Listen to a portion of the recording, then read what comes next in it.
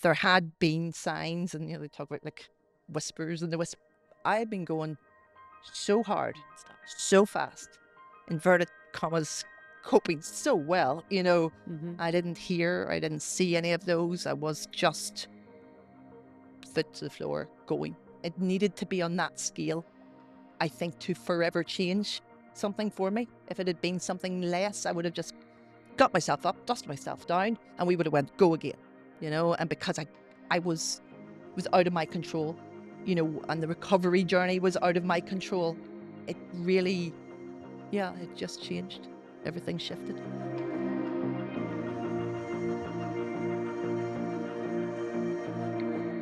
Welcome to this episode of the Forever Change podcast. I'm Linda Miklas, here with my co-host.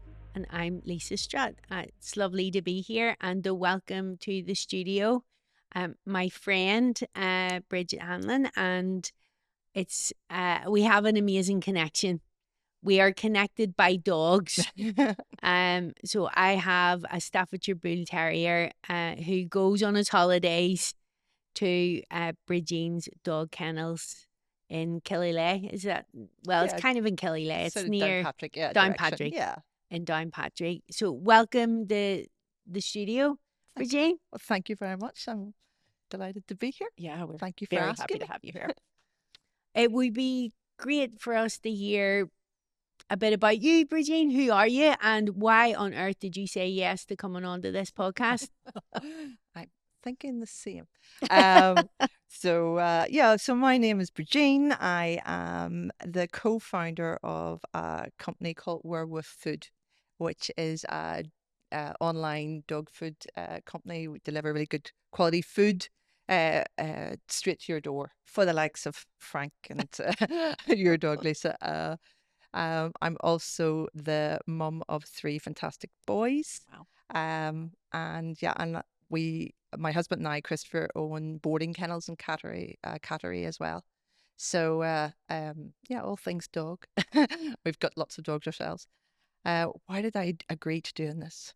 Well, it was nice to be asked, and I trust you enough to sort of know that you wouldn't have asked me if you didn't think we were going to be a fit. So, I'm quite happy to do it. Interested in this conversation. And I'm also a podcast junkie. Love podcasts. That's great. Yeah. You've come to the right place, Bridgeen. So tell us, how on earth did you get into creating your own dog food? Oh, well, so the brand is called Werewolf Food because, and the sort of story behind that is, if you talk to anyone that loves dogs, they will start by saying, I've got a lab, or I've got a Staffy Terrier or whatever. But very soon they'll start telling you about the personality. They're like, oh, such a clown, oh, she's such a diva, she's a queen, he's the best, cleverest dog, that half human idea. So out of that, the brand Werewolf Food came. But we have been looking after dogs for 20 plus years. And my husband, Christopher, also breeds and trains sniffer dogs, detection dogs, for everything from drugs, explosives, bed bugs, dry rot, anything, and has sent them all over the world. So getting the right dog food was always a challenge. You would find a good dog food, but it'd be bought over, and the ingredients would, the quality would drop, or you get a really good dog food, but it would be not affordable, or a good dog food and the supply chain would go. So we talked, just one of the things was always there. I think I said we were doing the research for 20 years, and then when the opportunity came, we sort of went, you know what, we're going to do this. And we got traction very quick because, we knew what we were at, and we decided to just go for it. And so Werewolf Food was unleashed, as we say. No pun intended. Love it. Definitely That's intended, great. and a good one too. And where did the name come from, Werewolf? Just that discussion around, we wanted to sort of, like good brands stand out from other brands. You get a lot of brands, with dog food, and they're very clinical looking, or they're very like dog in a field, but when you talk to real dog people, it is all about that sort of, they're dogs, but they're half human. So that half human werewolf, that's where the Okay. whole thing Yeah. came about, really. And Yeah. it was very organic, really, So yeah, werewolf food. Yeah, our listeners should check out the brand, because the logo and just the whole branding and marketing around it is so fun and attractive. It is. It's strong, and it was a great creative process, and it Mhm. still is. It's you can do a lot with it. It is a strong brand. So, thinking about why we're here, Bridgeen, in this podcast, and Linda and I had this idea about there's some things in life that changes, and some things that when we look back on, we're not quite the same, and we started a conversation around this whole concept of forever changed. And I wonder what you think of, or what you thought of, when I first said to you the concept of forever change. Like, what jumps into your mind when you hear that? Yeah, it was a new term for me. Mm. I wouldn't have really used it, but it made me think, and it made me think of, I suppose, like a real shift.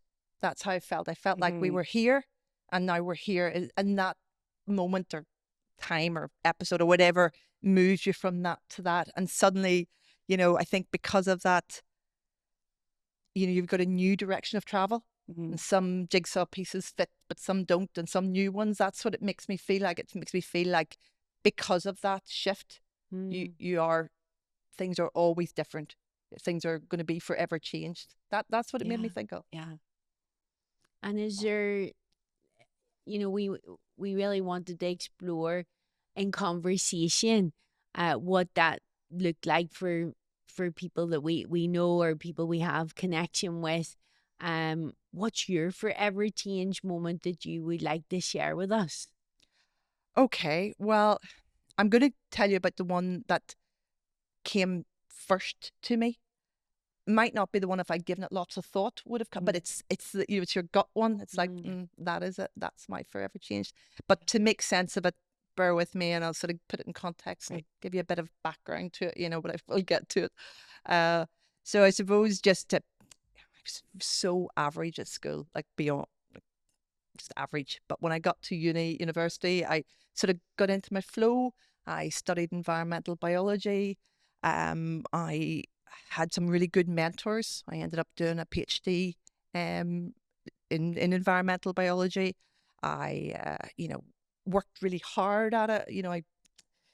I got successful at it.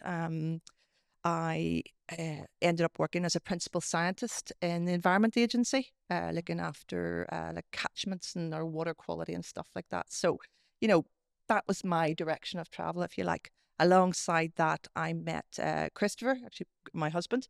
We met quite young, actually. And Christopher studied business and marketing, but is what I would describe a very natural entrepreneur. And we ended up buying at quite a young age, what could go wrong? Boarding kennels and a cattery. Oh, wow. And yeah, and Christopher trained then out of that, became and trained detection dogs, sniffer dogs. So that's where that all came about. And we sent them, all over the world. And alongside in that mix, we had 4 sons, um, who are just, great. So I suppose the story I'm trying to, or the picture I'm trying to paint is, it was busy. It was a busy juggling lot, doing lots, go, go, go. Lots of dogs in there too. Right. And but life throws you curveballs.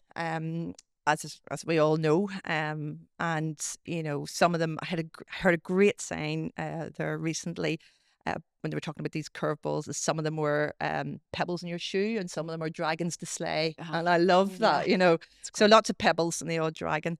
So, for example, my eldest son was born just a few weeks before my mum died. Actually, she was diagnosed out of the blue with a brain tumor, and died actually a few days after Josh was born. Oh, gosh. Yeah, so that was in there. Yeah.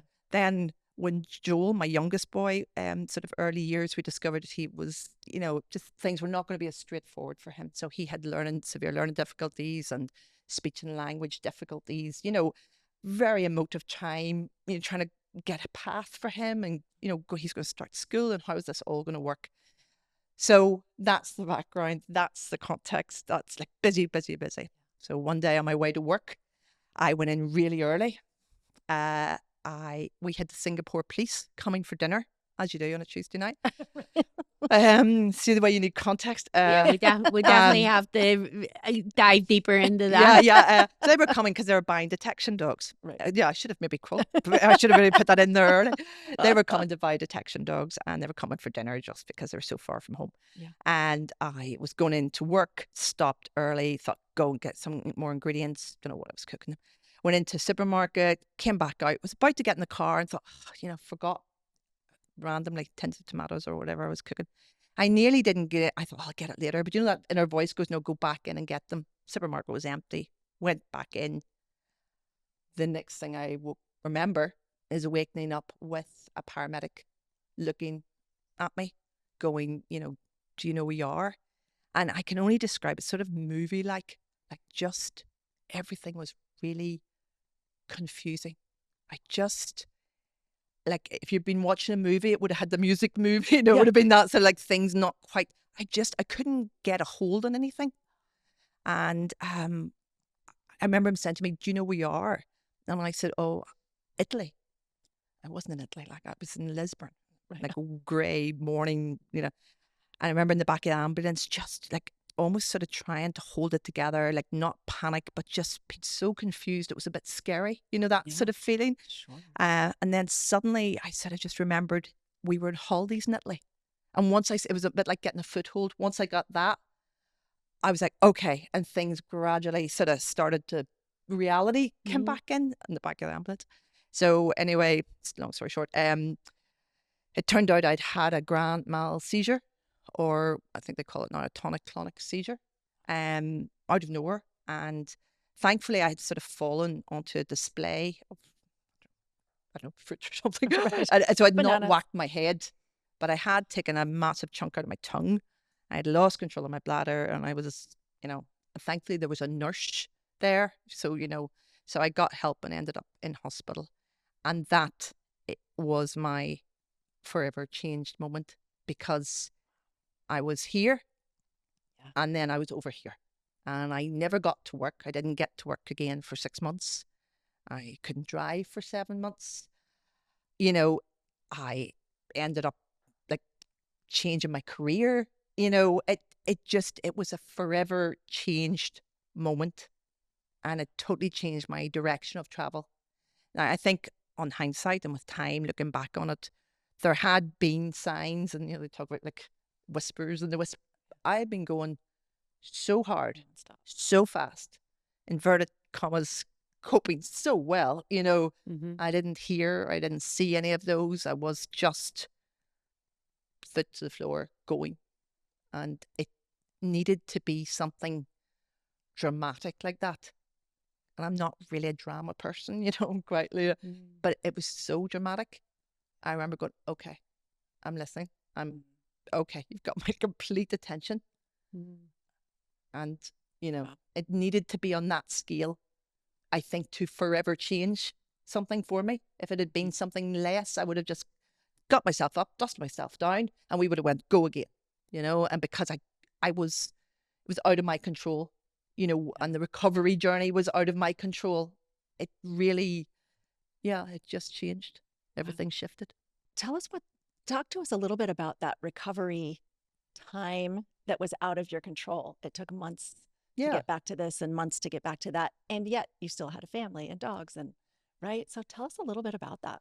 Yeah. And the timing of it, not that would there be a good time, but the timing of it wasn't great, because my youngest was just, who, obviously had the learning difficulties and stuff. So it wasn't even straightforward youngest. Yeah. He was starting preschool, and my second boy, Dara, was starting secondary school. So I had 4 boys in 4 different schools.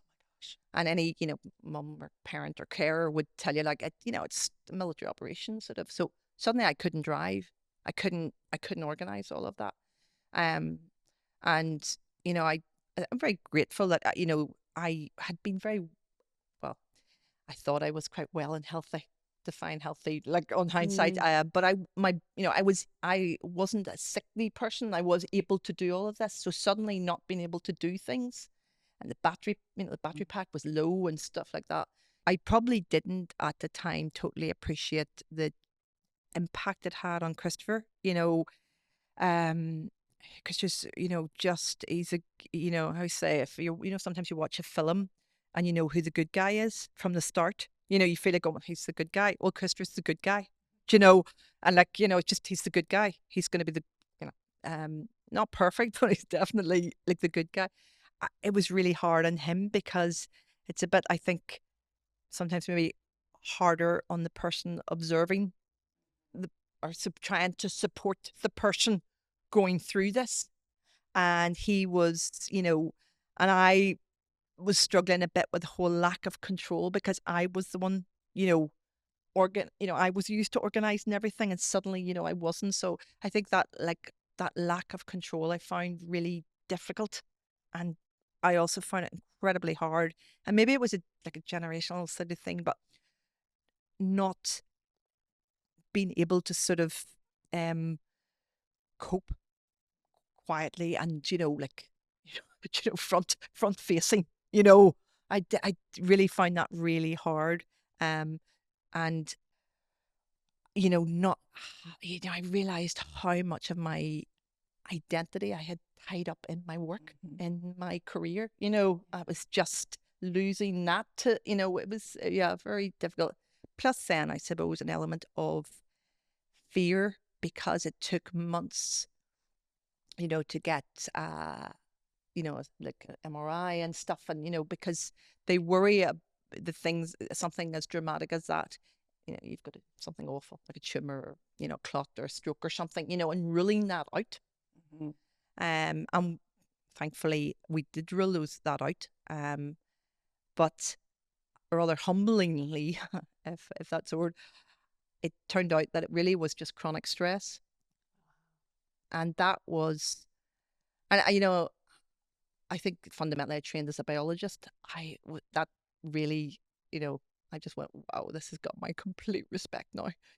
Huge gratitude of that it wasn't any of these other, things that other people would had, but it was like, right, things need to change. I need to, I think again, because sciencey biology background, I sort of went deep on the seizures. Like, why do you have seizures? And started sort of, I suppose my starting point with recovering on that was like, I suppose because it was health related, was health. Like, so there's a lot of research around sleep and seizures. So that was sort of a starting point for me, because I had normalized bad sleep, and it's not normal. Yes, as a young mom, as a mum, you've young kids getting up, that's normal, but not waking up, being unable to sleep because you're so wired, that's not, that's lifestyle, that's stress, so looking at things like that, real basic things like hydration, not, like, I stopped to take a drink of water. I'm not sure. Did I? Nutrition, I would, it's back to, like taking time out to exercise, stuff like that. I was all new to me. I was my default was, what do you need? Do you need, do you need me to do that? I'll do that. Not what I need, just what are the boys okay? What does the business need? What's work day?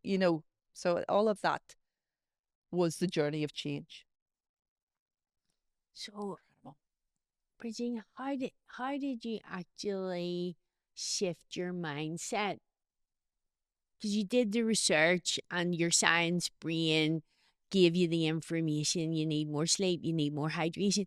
How did you actually implement the change in your day-to-day life and not just go to the default when it was so much of a well-trodden path? Yeah, that is a good question. And I would have to say it was gradual. I mean, I suppose I just need to be careful when I'm talking about it. It's not looking like I suddenly went, well, here's what we're doing. I'm talking sort of reflectively, and it was very gradual. And, just, it was, not having maybe the same energy at the start and something was frustrating. But first and foremost, I had 4 small boys. You know, I was so grateful that I was okay. There was no way I was going back, you know. And having a neurologist, and I remember saying to the neurologist, but I don't even get headaches. Like, I don't even get migraines. Could this possibly have happened to me? And he goes, well, aren't you lucky? And I was like, yes, I am lucky. So it was that, you know, that I think it came from like that, I can't go back to that, being told that, like, almost, I don't mean, not brought it on myself, but, you know, I was not being told that I had something awful. It was, you know, and a big factor as well was there, you know, he said, we just have to wait and see, do you have another one? And I went, what? So I was like, I'm not having another one. I am gonna, like, I need to change. So that gave me the sort of, I didn't allow myself to go back to what had been hardwired into me. You know, I did sort of go, no, I need to look at things differently. Plus, a lot of it was taken out of my control. Couldn't fly around the country, driving here and collecting this and doing that. You know, I suddenly didn't have to chair meetings that, you know, stressed the life out of me. And, a lot of it was the environment changed. But it was gradual. It was very gradual. And I, again, maybe the starting point was health. You know, I sort of started to do some yoga. I used to do, you know, do a bit of yoga. Be good. You know, I like to swim. So I did swimming. And then, you know, one thing sort of led to another. They sort of cumulatively came. And that then I suddenly felt better. And I thought, well, I'd maybe try a run. And, you know, and then that evolved into, like, now I work with, like, a brilliant PT, and, you know, like, who sort of looks holistically at your health, you know, and, you know, so it just, that one thing led to another thing. And that, you know, I'm, we just, you know, I was probably drinking too much wine on a Friday night. I stopped that. You know, I felt better for that. My sleep started to improve. Everything came, you know, and I started to sort of just put me and my wellness first. So, and it gradually dawned on me that if I wanted to, you know, show up for whoever, you know, for the boys or whatever, then it needed to be a better version of me, a fitter version of me, a weller version of me, if you like. So that's, I think, where I started to rewire it again. And I think too, you know, when you start on a new path like this, new opportunities come. You know, I obviously, because Christopher had to do, you know, a lot more stuff, you know, I ended up sort of having to get more involved in the business. Now, somewhere along the way, and I don't know where this came from, I had told myself that I wasn't very good at business. Like, I don't know where that story came from. Like, but once I leant into it, I was like, well, I am quite good at this. Pretty good at this. Funny, it's actually the crossover skills are incredibly similar. So, you know, I started, like, and then sort of got really interested in that. So then, you know, being a wee bit more, like, excited about, oh, well, maybe I could do it differently. Maybe I could, you know, and that then led to unheard of, like, me actually deciding I'm going to change careers. I'm going to pause, you know, what I was doing and lean into business and become, you know, go into our business full time. Like, I did not see that coming at all. And I think, you know, even when I talk to people recently who've had, you know, moments and whatever, a lot of times they haven't really liked the job they're in, or they always thought they want to do something else, or they had a side hustle. That wasn't, like, I mindfully went after that career and I loved it and I enjoyed it. So that it had to be something, you know, something had to change dramatically for me to think, but, you know, you could do other things. You know, it would never have occurred to me. It would never have occurred to me to do something like this. And suddenly I find myself going, oh, I'm in this business and this could be great. And then from that came the, you know, we've always talked about, you know, launching this dog food. We should do this. So that energy, that new energy came. That was as powerful as, you know, looking after your health in a way. Yeah. So that it was very gradual, and it continues. You know, it continues. I don't, you know, didn't crack. I'm still cracking it. You know. No, it's remarkable how many things can change and evolve from a moment like that. Mm-hmm. And Totally. as you, you know, paint that picture, Bridgeen, of the gradual process that you came through, that it wasn't just, oh, and now I'm running a successful dog food No. company. It, you know, that it was an evolution, and that you've evolved and you're still evolving. And I'm curious if there's any, you know, inner thoughts or like inner narrative that you had to work on during that time. You know, sometimes we have this inner dialogue, like you were saying, oh, I didn't ever see myself as a business person. You know, how did you reprogram that? How did you like challenge that inner narrative? I know I was so surprised by those stories that came into your head. Like I was like, you know, I just, and I was so unaware of how much identity I had tied up in this life, if you like. You know, that it wasn't. You know, I when I lost that, I found it really like bewildering. I didn't know how to describe myself to people. You know, I didn't know how to. So I said, "Oh, what do you do?" I used to say, "Oh, I work in, you know, in the environment and water quality." They were like, "Oh, it's really interesting," you know. And you'd be like, "I lost that," but like I didn't realize I just had put it almost had come to define me, and you know, rather than Right. you know, and I had to sort of like recreate, just relook at that and realize, well, that's not actually who I am, you know. So I just, and it wasn't, it was messy and it was slow and it was frustrating. It wasn't, aha, you know, this is what I do. It was very transitional, and letting go of some of those beliefs, you know, um, was just such a challenge, really, you know. But gradually, I think, also quite free in a way. Yeah. Right. I wonder, looking back, if you kind of can identify, like, I don't know, one or two or three just kind of threads that you now recognize as being present during that time, that that really kept you, enabled you to continue to achieve that forward motion, incremental, it sounds like, right? You know, that gradual progress. Was there, I don't know, something that you found inspiring, or was there something that you discovered in yourself that you were able to really start to leverage differently or newly, in a new way? Yeah.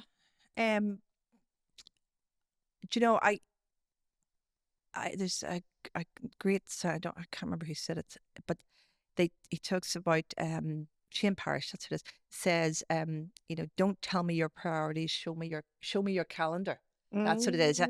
So, you know, that structured bit of my brain quite likes that, you know. I started sort of putting things in my like weekly sort of diary, if you like, because you know, I think when you had a bit of a, you know, when I had a bit of a downtime or just difficult time, you know, another pebble in your shoe or whatever, you know, I try and put things in that are going to catch me. That, you know, so like my PT session on a Monday at lunchtime, you know, my team knows that I leave to do that, you know, try and go for a run on a Tuesday morning, on a Thursday morning. If I'm feeling a bit, I'll just take myself for a nice coffee after it, you know. I try and go every week. I go for like a swim with a really good friend, you know, and to see it's freezing, Baltically cold, but you know, you breathe so much better after it. And my sort of logic with that is that you're not relying on sort of motivation or something when you hit a bit of a, you know, and it doesn't matter if I don't always get that. Like if something happens, I don't miss a run, but there's something else coming to sort of to sort of catch me, if you like, to lift me up, you know, because you know, and I think that is what I've learned. Put those in. And maybe for other people, it's they need to put different things in. But like for me, I don't need to put in work goals or something there. Like I will get those done. You know, the work will get done. You know, like you know, the deadline will be met. Sorry, but you know, it's those other things.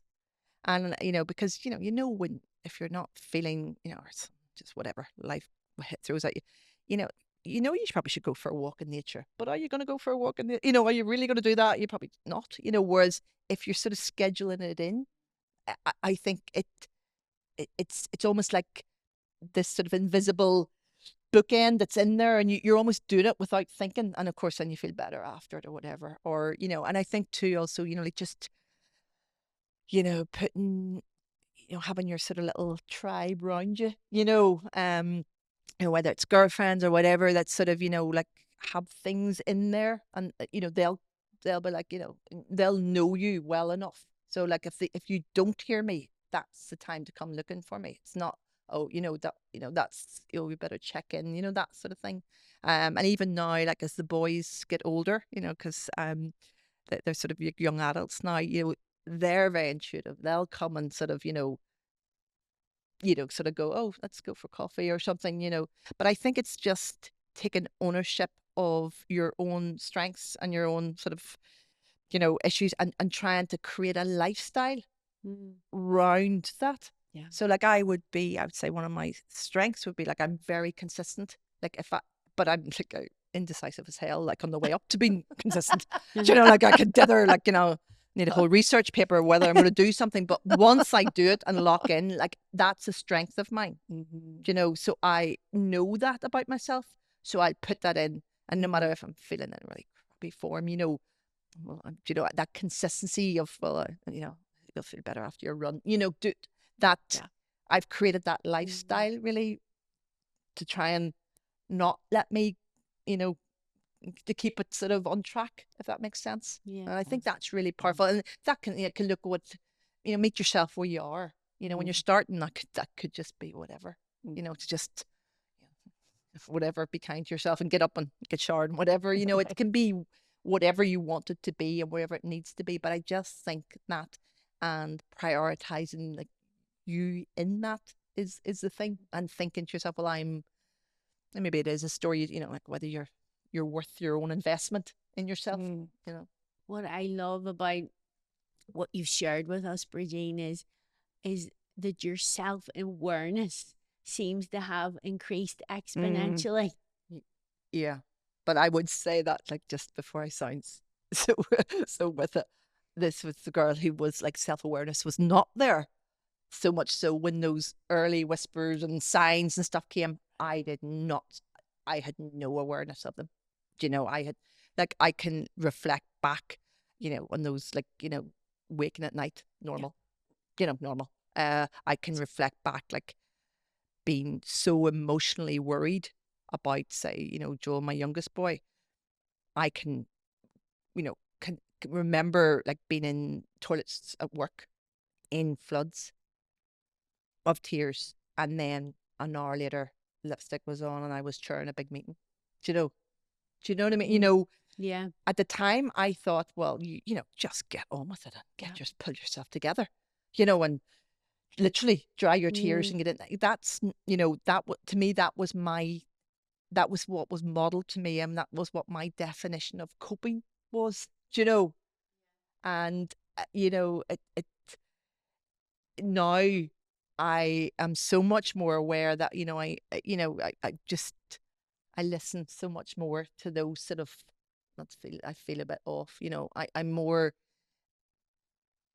I'm just more aware of it. But it came out of that very messy learning bit, not, I'd love to say it was because I did more yoga and, had a good morning routine. It was definitely more, raw than that. Yeah. I think there's so much in it for our listeners, because often in my work as a leadership coach, working with people in transition, I meet people who are running so fast, use a Belfast expression, they're running so fast they're meeting themselves coming back. I think I had that t-shirt. And yet they don't make the change, or aren't ready to make the change, or don't see that they're not invincible. Yeah.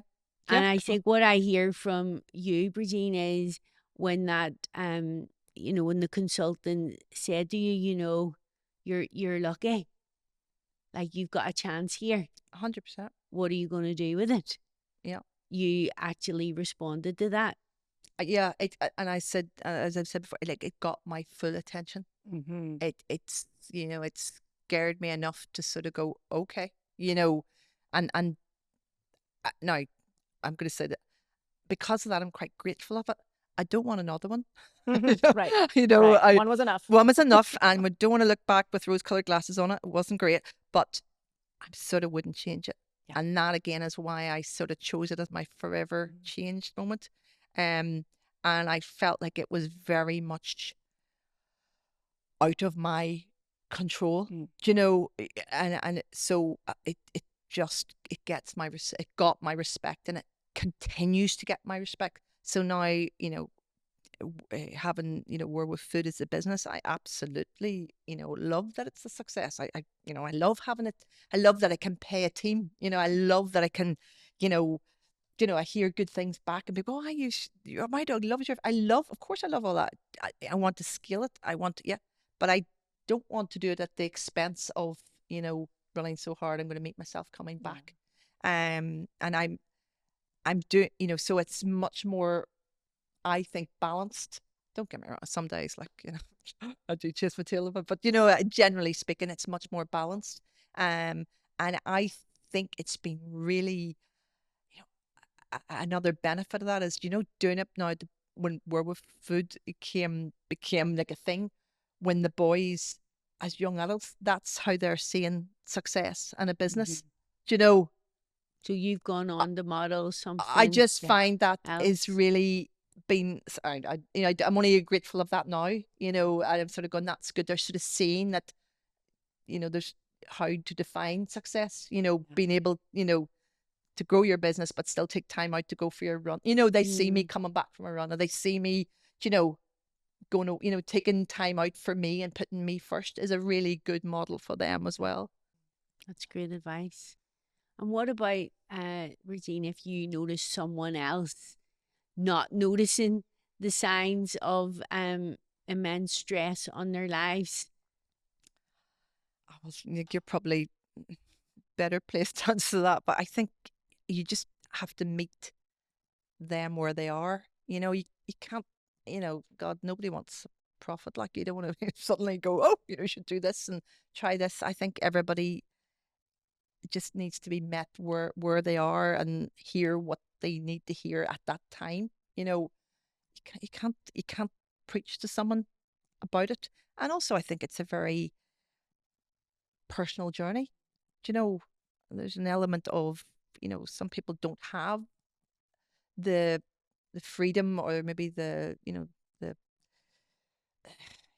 privilege to be able to sort of, I was very fortunate. I could, when I had the seizure, like, I was off work and, fundamentally worked for government at that time, and, was able, I just think that you just need to support them in whatever way they need supported, and nudge them, and, but I don't think it's going to be productive to sort of dictate to them. I mean, I'm probably still would be a better helper than I would be at asking for help.